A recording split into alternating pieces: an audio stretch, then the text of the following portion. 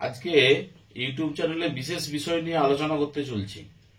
আমাদেরকে প্রতিনিয়ত জীবনযাত্রার মাধ্যমে অত্যন্ত সাবধানতা অবলম্বন করে চলা উচিত। এই মুহূর্তে আমরা 2023-এর নতুন আইন অনুসারে অনেক কিছুই দেখতে পাচ্ছি যে পথ চলার মধ্যে আমাদের অনেক ভুল ত্রুটি হয়ে থাকে।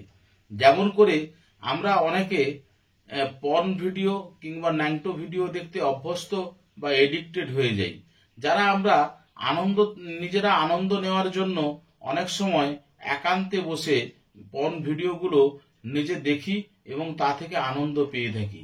এমনি একটি ভিডিওর কথা বলতে চলছি যে ভিডিও নিয়ে সারা ভারতবর্ষ শোরগোল পড়ে গেছে।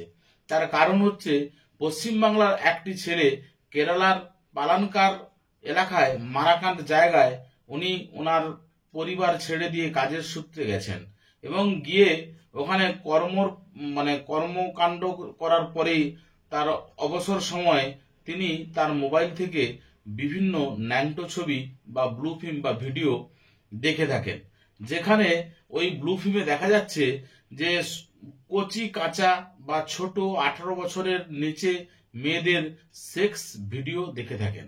এই সেক্স ভিডিওগুলো যারা আমরা দেখি বা এর যে controller of board, cyber crime বা গুগলের সিকিউরিটি সিস্টেম, এরা সব সময়ের জন্য লক্ষ্য নজর চালায় যে আমরা এই কচি কাচাদের যে ভিডিওগুলো দেখছি, যারা 18-র নিচে যাদের বয়স, এই ভিডিওগুলো আমাদের একেবারে দেখা উচিত নয়।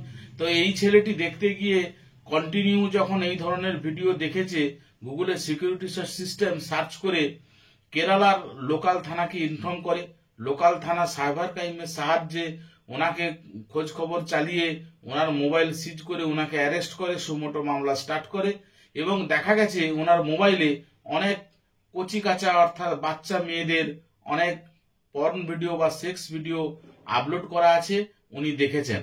তার থেকে সুমোটো মামলার মূলে উনি অ্যারেস্ট হন। অ্যারেস্ট হওয়ার পরে অনেক দিন পরে উনি জামিন পান। জামিন পাওয়ার পরে বর্তমান ওই মামলাটি সাজা ঘোষণার পথে, বিচার কার্য প্রায় সমাপ্তর অবস্থায় আছে। তাহলে আমরা যারা এই বিএফ বা পর্ন ভিডিও কিংবা সেক্স ভিডিও দেখার জন্য উদ্গ্রীব হয়ে থাকি বা এডিক্টেড হয়েছি, বা আমরা অন্যথা পরিবারের দূরে গিয়ে ফাঁকায় গিয়ে এই ভিডিওগুলো দেখছি, আমরা একান্তে অপরাধের মধ্যে জড়িয়ে যাচ্ছি না তো? এই জায়গাটা লক্ষ্য না করে চলতে পারলে তাহলে আগামী দিনে আমরাও পক্সো আইনের আওতায় এসে আমরাও এই কেসে জড়ে যেতে পারি, বা আমাদের বিরুদ্ধে এই ধরনের মামলা হয়ে